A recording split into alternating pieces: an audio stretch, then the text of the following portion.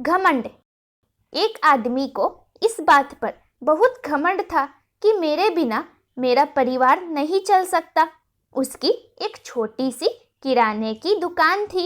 उससे जो भी कमाई होती थी उसी से परिवार का गुजारा चलता था, क्योंकि पूरे घर में कमाने वाला वह अकेला ही था।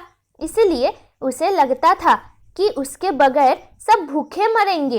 एक दिन वह पूर्ण संत जी के सत्संग में गया। संत जी ने उस पर दृष्टि डाली और फरमाया, यह घमंड झूठा और फिजूल है कि मेरे बिना परिवार भूख से मर जाएगा। मैं ही सबको खाना खिलाता हूँ। ये सब मेरे प्रभु की लीला है। वो तो पत्थरों के नीचे रहने वाले जीवों को भी भोजन पहुँचाता है। उस आदमी के मन में कई सवाल उठने लगे। सत्संग समाप्त होने के बाद उस आदमी ने संत जी से कहा कि मैं दिन भर कमाकर जो पैसे लाता हूँ उसी से मेरे घर का खर्च चलता है। मेरे बिना तो मेरे परिवार के लोग जल्दी ही भूखे मर जाएंगे। संत जी ने उसे बड़े ही प्यार से समझाया, बेटा यह तुम्हारे मन का भ्रम है। हर कोई अपने भाग्य का ही खाता है। वो आदमी बोला, यदि ऐसा है तो आप मुझे साबित करके दिखाओ। संत जी ने हंसकर कहा, ठीक है बेटा, तुम बिना किसी को बताए अपने घर से 1 महीने के लिए चले जाओ। उसने पूछा कि मेरे परिवार का ध्यान कौन रखेगा? संत जी ने समझाया, बेटा परमात्मा सबका ध्यान रखता है, तुम्हें यही तो देखना है। वो चुपचाप चला गया और कुछ दिनों के बाद गांव में ये अफवाह फैल गई कि उसे शेर खा गया होगा।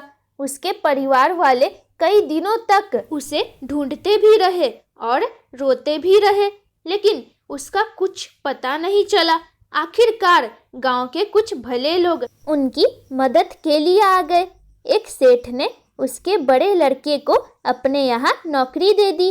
गांव वालों ने मिलकर उसकी बेटी की शादी कर दी।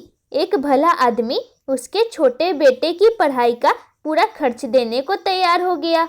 1 महीने बाद वही आदमी छिपता छिपाता रात के वक्त अपने घर लौट आया। पहले तो घर वालों ने भूत समझकर दरवाजा ही नहीं खोला। जब वह बहुत गिड़गिड़ाया और उसने संत जी से हुई सारी बातें बताई तो उसकी बीवी ने कहा कि अब हमें तुम्हारी कोई ज़रूरत नहीं है, अब तो हम पहले से भी ज़्यादा सुखी है। उस आदमी का सारा घमंड चूर चूर हो गया। वो रोता हुआ संत जी के डेरे पर चला गया और कहने लगा कि मुझे माफ़ कर दो।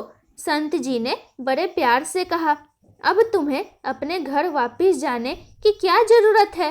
बेटा इस जगत को चलाने का दावा करने वाले बड़े बड़े बादशाह मिट्टी हो गए। दुनिया उनके बिना भी चलती रही। इसलिए अपनी ताकत का, अपने पैसे का, अपने कामकाज का, अपने ज्ञान का घमंड फिजूल है। अब तुम्हें बाकी का सारा जीवन मालिक की भक्ति में और लाचारों की सेवा में लगाकर इसे सफल करना है। वो आदमी संत जी के चरणों में गिर पड़ा और रोते हुए बोला, आप जो भी कहेंगे आज से मैं वही करूँगा। शिक्षा, एक बार सोचना जरूर, कहीं हम भी किसी चीज़ का घमंड तो नहीं कर रहे हैं। धन्यवाद।